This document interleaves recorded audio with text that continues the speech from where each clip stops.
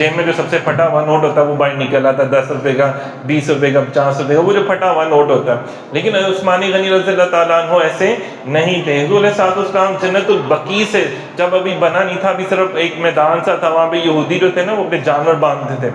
तो आका अलैहिस्सलाम तशरीफ़ लेकर आए, हज़रत उस्मानी गनी रज़ी अल्लाह ताला अन्हु से मुलाकात हुई। हमने फरमाया, क्या उस्मान आप गए हो ये बकी के मैदान में, बड़ा प्यारा सा है और बड़ी अच्छी जगह है।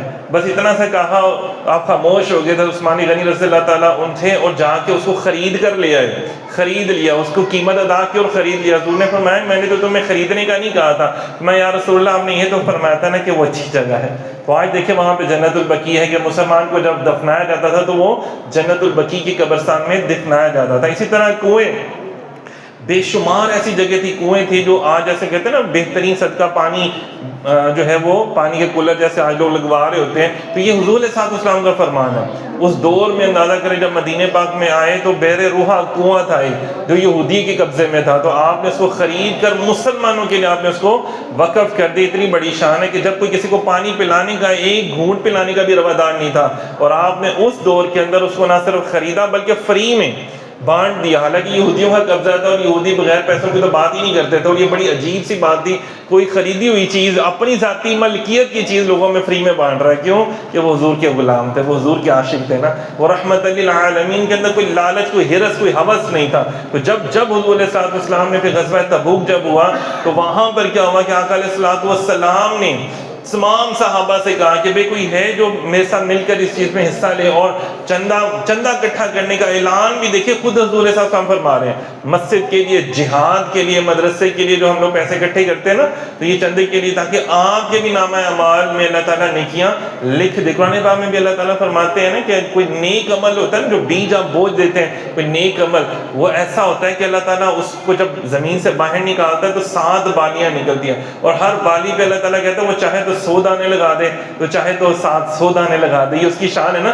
मकई के अगर आप फसलें देखें तो कितने उसके अंदर बीज लगे होते हैं। तो एक बीज मतलब एक नेकी का अजर भी बाज़ अल्लाह ताला आपको 700 गुना, 70,000 गुना से भी ज़्यादा अल्लाह ताला आपको अता फरमा देते हैं। इन्नमा अमालु बिन्नियात, कि हर अमल का दारोमदार नियत पर है। ये देखा जाएगा अल्लाह के हुजूर की इसकी नियत क्या थी। जब नियत अच्छी होगी तो उसका असर भी बहुत बड़ा अल्लाह ताला आपको अता करेगा। हज़रत उस्मानी गनी रज़ी अल्लाह ताला अन्हु खड़े हुए और आपने ऐलान किया, रसूलुल्लाह सल्लल्लाहु अलैहि वसल्लम मेरी तरफ से 1000 दिनार। अब एक दिनार जो था वो कितने तोला सोने के बराबर होता था, मतलब सारा सोना ही था, अंदाज़ा करें। तो 1000 दिनार। फिर आपने फरमाया, फिर उन्होंने फरमाया कि या रसूलुल्लाह सल्लल्लाहु अलैहि वसल्लम 1000 दिनार, इसी तरह 100 ऊँट, फिर 100 ऊँट, और फिर 300 ऊँट उन्होंने ला के माल, और माल के साथ मतलब कितना क्या उससे कहते हैं कि अनाज के साथ पेश किया। आका अलैहिस्सलातु वस्सलाम की बारगाह में उन्होंने पेश किया था। तो उस्मानी गनी रज़ी अल्लाह ताला जब आप दिनार लेकर आए ना, तो आपने हुजूर सल्लल्लाहु अलैहि वसल्लम की झोली मुबारक में रखे, तो हुजूर उसको उछाल रहे थे और फरमा रहे थे कि आज के बाद अगर उस्मान कोई भी अमल कर ले तो उसको वो कोई भी अमल जो है वो जहन्नुम में नहीं लेके जाएगा, बल्कि वो सीधा जन्नत में जाएगा। मतलब ये अमल इतना ज़्यादा अल्लाह की बारगाह में कबूल हो गया कि अगर आपको कोई नेकी ना भी करे तो कोई मसला नहीं है। फिर कितनी बड़ी बात है। हम लोग नेकियां करते हैं ना, तो हमें फिर भी नेकियों की ज़रूरत होती है। रोज़े रख लें, अगले साल फिर रोज़ों की ज़रूरत होती है। नमाज़ें पढ़ लें, हमें और नमाज़ों की ज़रूरत होती है। लेकिन सदका और खैरात कर लें, हमें फिर भी सदका और खैरात की ज़रूरत थोड़े दिनों बाद पड़ जाती है।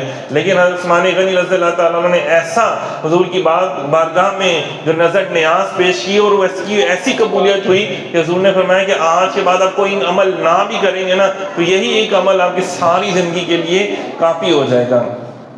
हुज़ूर सल्लल्लाहु अलैहि वसल्लम की उनसे मोहब्बत का अंदाज़ा यहाँ से आप कर लें कि एक मतलब कोई जनाजा पढ़ा जा रहा था, जनाजा पढ़ने के लिए जाना था ना, तो हुज़ूर सल्लल्लाहु अलैहि वसल्लम ने पूछा भी किसका जनाजा, फलां शख्स का जनाजा है। तो आपने फरमाया कि नहीं भाई मैंने उसका जनाजा नहीं पढ़ना। या रसूलल्लाह क्या हुआ, नाराज़गी है कोई? तो मैं नहीं, वो मेरे उस्मान के बारे में बुग़्ज़ रखता है अपने दिल में।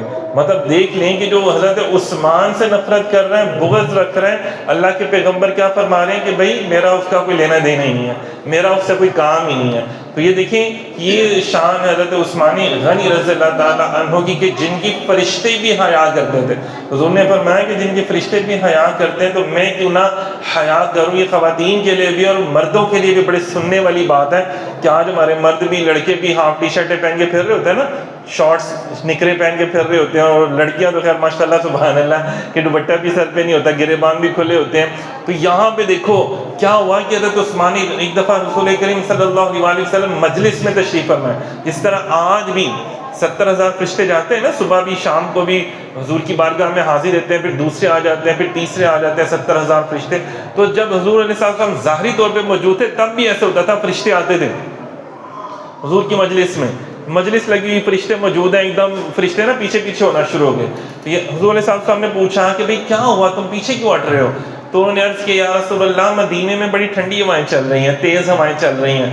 تو حضرت عثمان غنی رضی اللہ تعالیٰ عنہ کا صرف یہ سینے والا بٹن ہے نا، یہ والا جو بٹن ہے یہ کھل گیا ان کا، اور جس کی وجہ سے ان کا جو سینہ ہے نا وہ نظر آنا شروع ہو گیا. تو ہم اس کی حیا کرتے ہیں، ان کی حیا کرتے ہوئے ہم پیچھے ہٹ گئے.